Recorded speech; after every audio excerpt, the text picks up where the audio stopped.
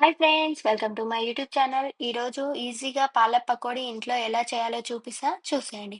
దానికోసం ముందుగా ఒక బౌల్ తీసుకొని కట్ చేసుకున్న ఆనియన్స్, కరివేపాకు, పాలకూర, 1 కప్ శనగపిండి, హాఫ్ కప్ బియ్యపిండి, జీలకర్ర, పచ్చిమిర్చి అండ్ సాల్ట్, కొద్దిగా కారం వేసి మంచిగా మిక్స్ చేసుకోవాలి. ఇలా మిక్స్ చేసుకున్న తర్వాత కొద్ది కొద్దిగా వాటర్ పోసుకుంటూ మరొకసారి మంచిగా మిక్స్ చేసుకోండి. ఇప్పుడు స్టవ్ మీద కడాయి పెట్టుకొని ఆయిల్ వేసుకోండి. ఆయిల్ హీట్ అయిన తర్వాత మనం మిక్స్ చేసుకున్న బ్యాటర్‌ని పకోడీలాగా వేసుకోండి. అంతేనండి, ఎంతో ఈజీగా పకోడీ ఇంట్లోనే చేసుకోవచ్చు. 5 మినిట్స్‌లో రెడీ అవుతుందండి.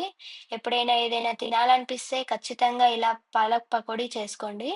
చాలా టేస్టీగా ఉంటుంది అండ్ ఈజీగా కూడా అయిపోతుంది. ఎవరైతే నా ఛానల్‌ని ఫస్ట్ టైమ్ చూస్తున్నారో please do like, share and subscribe.